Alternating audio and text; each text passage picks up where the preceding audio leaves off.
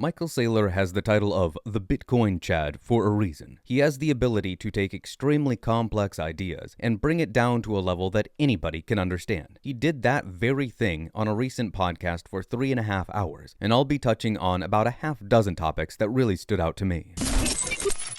First up, Michael Saylor talks about how every single fiat currency throughout all time, without exception, has gone to zero, and the USD is just the latest in a long lineage of collapsing currencies. Every fiat currency in the history of the world has gone to zero. The greatest fiat currency in the history of the world is the dollar, and the dollar has been losing 7% of its value every year for 100 years, which means if you do the math, you'll find that over the course of about 100 years, you'll lose 99.9% of your money in the dollar, and that's the best it's going to be. It gets worse than that. If you happen to be in Turkey or Lebanon or Argentina, you're going to lose 99.9% of your wealth in 25 or 30 years, unless you're in Venezuela, in which case you may lose it within 5 to 10 years. The frog doesn't really feel the water boiling when it's just a temperature or two. But by the time that frog is cooked, it's too late. Even over the course of 30 years, which I imagine many people watching this channel are somewhere in that age range, will have lost a third of their wealth. Like Michael Saylor points out there, if you're in another country, such as Venezuela, it's happening much faster, in as few as 10 years in some cases. Next up, Michael Saylor talks about energy, and some of these stats are truly staggering. If anybody tells you that Bitcoin has no value, point them to minute 13 of this conversation, because this is the part where Michael Saylor talks about how much has been invested into just the mining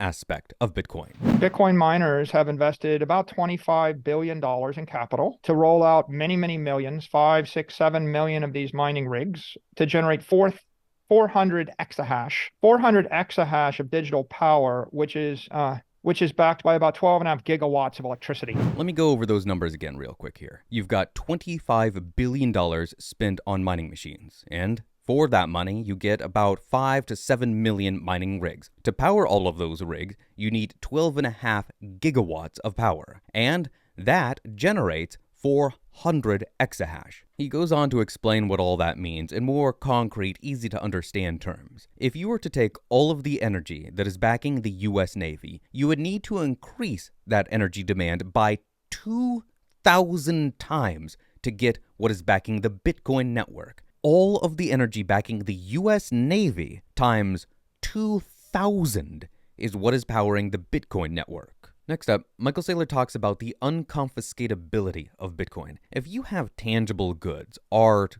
gold, cash, a car, a house, jewelry, whatever, somebody can see that, they can know about it, they can come and they can forcibly take it from you. That is not possible with Bitcoin. Bitcoin is the first property that you can own that no one can take away from you at the barrel of a gun. The pharaohs attempted to be buried with their property, and their solution was, I built a pyramid, but grave robbers broke in their pyramids and they stole their stuff. Eventually, any bank vault can be looted. And of course, maybe the criminal can't loot the bank vault, but the person that runs the bank can loot it. And if the person that runs the bank is honest, then the mayor of the town the bank is in can loot it, or then the governor can loot it, or then the nation state and the president of the nation can loot it. And if you trust the banker, the mayor, the governor, and the president, well, that doesn't mean that a foreign nation can't just overrun your nation and loot it. I like how Michael Saylor really takes things to the next level. He doesn't stop with, oh, if you have things in a bank, then the bank manager can come and loot it from you. You might go, well, I trust the bank manager. He's my best friend. He's my brother. I know him. We're best pals. Okay, take it to the next level. What about the mayor of that place? Well, the mayor is my great-great uncle. I've known him for years, and he's a swell guy too. Okay, what about the governor of that state? Well, okay, I don't know him. Do you trust him? I don't know him. All right, what about the president of that country? Well, I definitely don't know him either. And what about the presidents of the other countries that might come in and forcibly take over your country so that they can get what you have and what everybody else has? Doesn't matter with Bitcoin. Bitcoin has another property. With Bitcoin, you don't have to negotiate. You are the captain now. In this next piece, Michael Saylor talks about how there is corruption in governments all around the world. There always has been.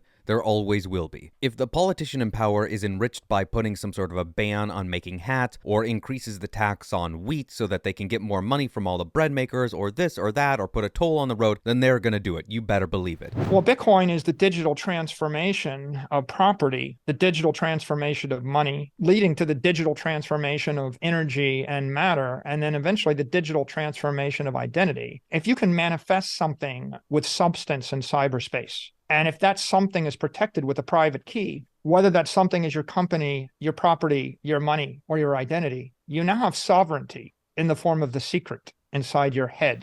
Bitcoin opens a portal from the physical to the digital and vice versa. There is now real stakes, actual hard soundness to the things that we do in the digital space. I've only begun to wrap my head around the implications of that. But the one thing I do know for sure is that it will be monumental. Next up, Michael talks about the horrendous situation so many people find themselves in. The situation of going to a job, making what little money that you do, and then being forced to become something of a gambler to hope that you can hold on to some of that money for your future self. You know, my 80-something father, he has to be a hedge fund manager, and he has to pick stocks in order to avoid losing his life savings. We've normalized this idea. You work your entire life, and then if you store it in the bank, well, you're losing it all over the course of 10 years or less, and because of the inflation rate of the dollar. So why is it I have to pick stocks? Why? And it's because we keep printing so much money. Well, you've got people like Christine Lagarde, Opti's ex-girlfriend, talking about how it's weather. You've got other people talking about how it's Beyonce or Taylor Swift. You've got other people talking about how it's anything other than the fact of the matter that printing money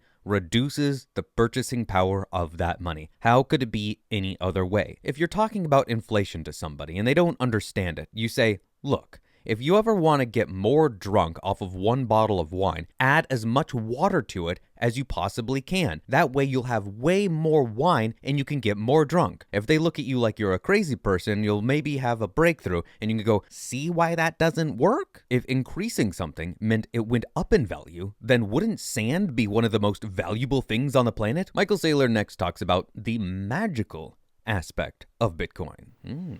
The first application was sending money, and the next application was storing money. But eventually, the application is, uploading self, right? I mean, it's. I use the phrase, there's a phrase, not your keys, not your coin. Mm-hmm. That's been around forever. But if you turn that phrase, you could say, not your keys, not yourself. If you have your keys, that means you can prove everything you ever said. You can prove who you are. You could take those private keys and you could use them to prove who you are on the WhatsApp network, the Instagram network, the Telegram network, the Microsoft network, the Google network, any future network. A version of you 300 years from now can actually prove that they are your intellectual descendant with those keys. I've listened to some out there podcasts with AI researchers where they talk about AI in the not so distant future having the potential to look at everything that you have ever done online, every message, every comment, every tweet, every photo, everything, compiling it into some sort of digital self, and then having a cyber version of you where people could interact with that version and it would be indistinguishable from you. If you wanted that being to exist in perpetuity, you could have private keys, you could strap them to that identity, and you could exist theoretically forever. And if you add Bitcoin to the equation, if you have a money that is going up for how long? It's going up forever, Laura. Forever, Laura. Then your future self that exists in the cyber world that could travel the stars might have money to exist all the way through all of time. Whoa. In this last clip here, Michael Saylor is talking about the threat of AI bots, the importance of cybersecurity, and bad actors in the space. It cost me a credit card or security deposit, and if I trash the one room, it cost me money, and it would take me all year to trash every room in the hotel. So it takes time and it takes energy because the universe is conservative in that way. And so that's why the hotel industry works in the real world. And that's why so many things are so dreadfully broken in cyberspace. Because in cyberspace, they have too many free services where I can write a program to pretend that it's 18 million people. And it's really just one jerk. And it's one jerk burning $18 of electricity, doing $187,000 of damage to make $900. My biggest takeaway from this 3.5-hour chat was that Michael Saylor is unquestionably a genius. I am usually reminded of this every time I hear him talk. And I can't watch a video like this. I can't hear him talk and think, no, I'm smarter than this individual, and I don't think there's anything in this whole Bitcoin idea. No, I think quite the opposite. I think if somebody as smart as this fella is into it, then I'm glad I am too, and I hope you are as well.